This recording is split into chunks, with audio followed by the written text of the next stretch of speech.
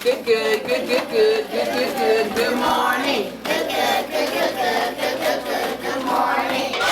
Good morning, everybody. Good morning, everybody. Good morning, Christian.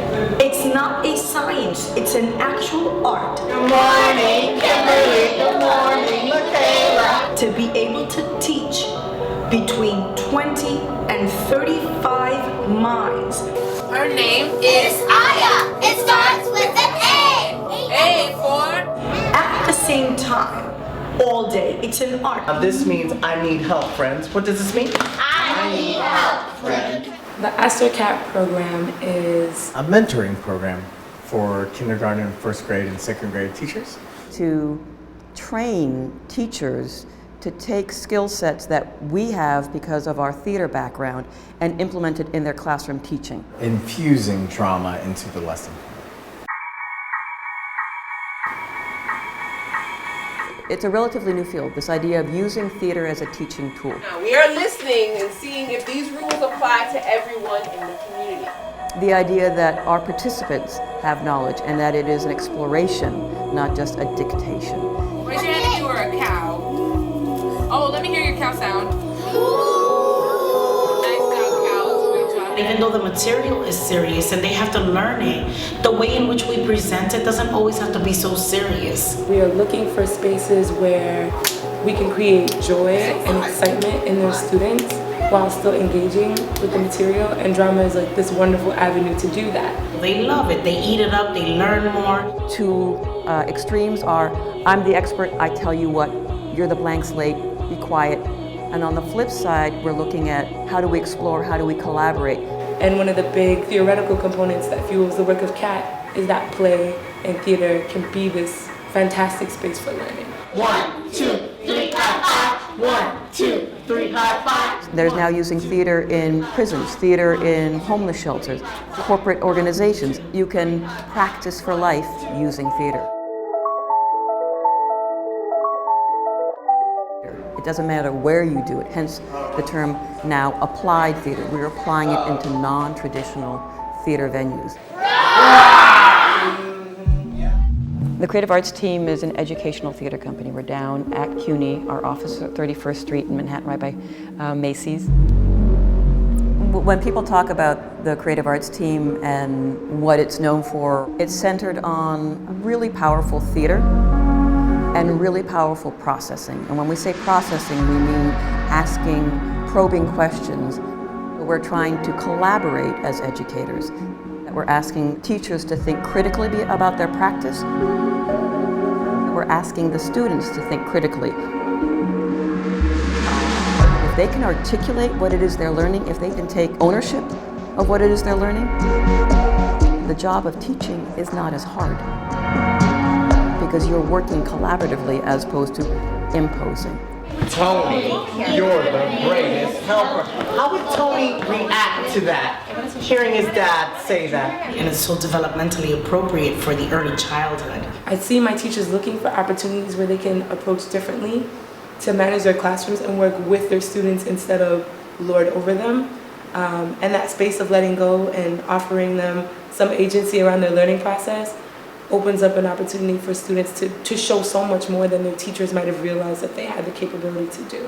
How do you think Anthony is feeling right now? Okay, we're going to switch to be Anthony. Ready? 1, 2, 3. There are 3 residencies over the course of the year in the Astor program. So the first residency was focused on storytelling and interactive storytelling in particular. Stories are forever. That's why things are easily passed down from generation to generation. She grabbed the giant pumpkin on one side, and she grabbed the giant pumpkin on the other side, and she rolled it into the house. And we practice to get those strong movements, right? Every now and then something new comes out, but there's similarities in all the stories. Everybody got their mirror? Part of it is how do we expand on the story? And we always start with what we know. 5 reflection. All right. It's almost like a mini play, and then you're filling in the details. We explored literacy through drama. wordplay and kinesthetics and getting the children to be involved in storytelling. And on the count of 3, she jumped 1, 2, 3. And the kitten hit her nose! When you story tell, they don't know the story. They don't care if it doesn't make sense. What kind of animals might eat her up? Choo-choos? Oh, so a choo-choo might eat her up. All they care is that you enjoy the story and they have a good time hearing the story and working with you, right? That it's fun. More and more research says early childhood is where everything is wired. It's not about us being creative. It's us creating an opportunity for them to be creative. There is so much going on. So many social skills that are being developed, personal skills that are being developed, so much thinking processes. If you can say, so what color was the spider? Do we care? No. But you do know that those are the places that you can ask their question. So if you're talking about working with classroom teachers to support them teaching academic skills, but also social skills, theater is just the perfect medium for it. And then we're going to do drama for English language learners. Yay! How specific drama strategies work. It's all about language and words and concepts. So anytime you can help those concepts be clearer, more power to you, that's what I say. Chop, chop, chop. They get a chance to verbalize English literature. Using things like narrative pantomime. What's it called? Narrative pantomime. Which is a technique where you'll narrate a piece of a story and it offers the opportunity for the students to bring the story to life in their bodies. Even if they don't understand the language that the story is being told in or read in, they can still participate. Let's be a fireman. So it wasn't just relying on words. You're acting it out. Your peers are showing you the way that you can do the work. And then our third residency was completely collaborative. And the teachers got to explore how they might use it to apply it to different things. How is or a rule at home different than a rule at school? And so this is coming from their social studies? Yes. Yeah, from the Okay. We set it up as whatever team. Lightning dragon? Yeah, lightning dragon. And we'll give them a time limit. Then we can say, okay, what are the rules? Phase like level 1 could be rules of the classroom. Co-facilitating and partnering with the teachers, we would facilitate a lesson that was using drama or using games. How is that a rule? And so we did that every week, planning, then implementation. At the end, it should be us going, while you all doing stuff, and we're like, boom. The hen went to see Cat. Cat, look at this grain. Will you help me plant it? With the teachers, the biggest change is infusing creativity into their lesson plan. Is challenging ourselves to be as creative as we want them to be. What is this? A hanger. This will no longer be a hanger.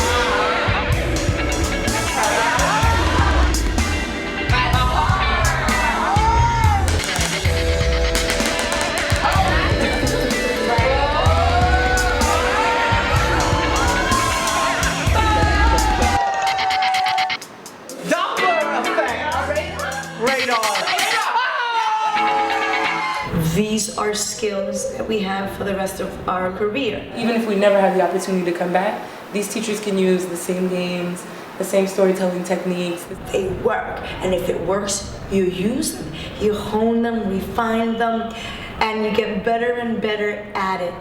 Bam! We can narrate, comma, and pantomime. Period. Call it a day. Oh. I've gotten so much love from these teachers. CAT has given me better tools on how to bring a story to life, how to define new terms, new vocabulary. That's usually the starting point, the level of joy and excitement and engagement that they see in their students. 1, 2, 3. Nice job. My principal is super supportive of this program. She loves what we do with it, the way we incorporate it into our classrooms every day. Okay, everyone pretend to be the chick. I remember this classroom teacher saying, I'm thinking now about my teaching, and I'm wondering, have I been shutting down my students? This is a really good way to connect with kids because they respond. A lot more teachers should be involved and take advantage of this program. Yes, let's! We'll see kids learning, and maybe we won't see so much acting out and kids being bored. This is just the start. The goal for us is to work with classroom teachers and administrators to say, this is what we do, this is how you can introduce it into your practice. You take what you need and continue it, because then we have left a footprint. It's now in the hands of the classroom teachers. I just thank you for letting us in your classrooms, letting us take your time, and I can't wait to see the next step.